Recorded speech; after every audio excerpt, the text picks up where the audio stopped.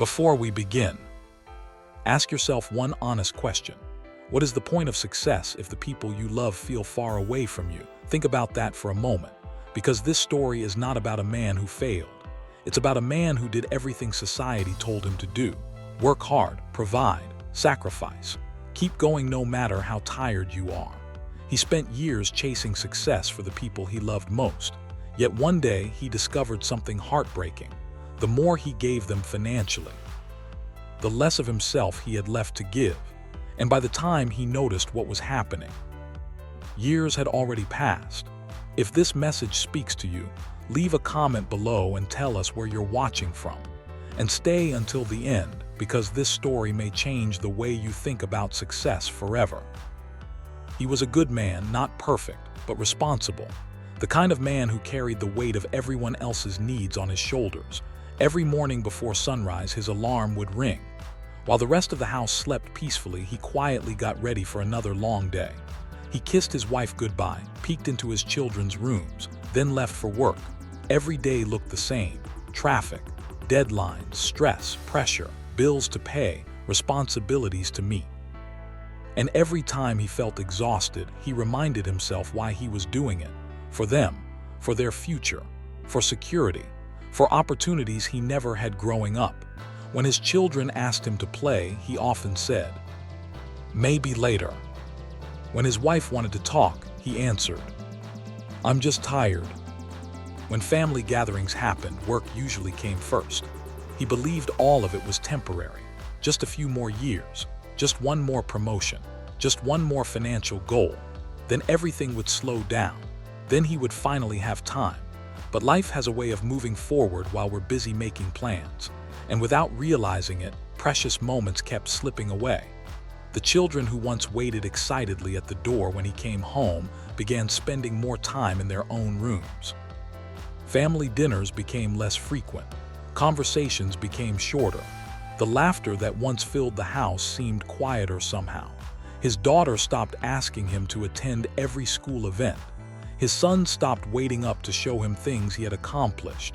Not because they were angry, not because they didn't love him, but because they had slowly adjusted to his absence.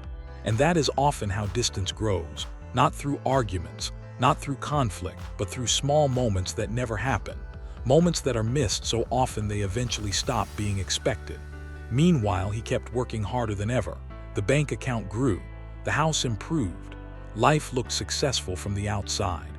But inside the home, something important was fading: connection. One evening, after another exhausting day at work, he came home later than usual. The house was quiet. He placed his keys on the counter and walked toward the kitchen. That's when he heard a conversation. His son was talking to his mother. The boy asked a simple question. "Mom, why is Dad always working?" Wife paused. She didn't know how to answer. Then came the sentence that changed everything. The boy quietly said, "I don't really know him."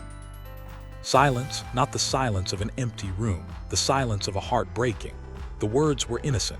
There was no anger in them, no blame, just honesty. And somehow that made them hurt even more. He stood frozen, unable to move, unable to speak. Because in that moment he realized something terrifying. He had spent years trying to build a better life for his family. Yet the people he loved most were growing up without truly knowing him. That night, sleep never came. He sat alone in the darkness, thinking, remembering, questioning.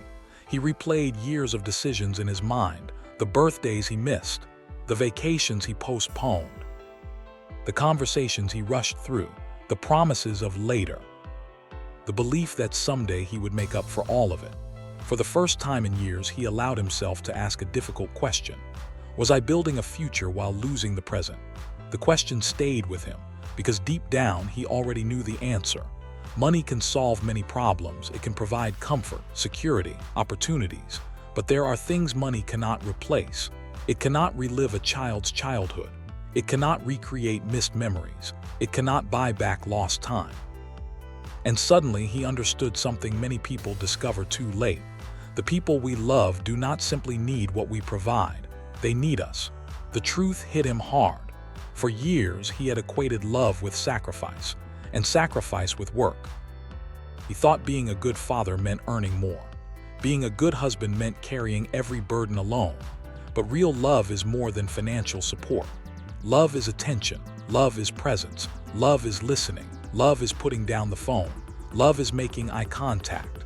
Love is asking questions and truly caring about the answers.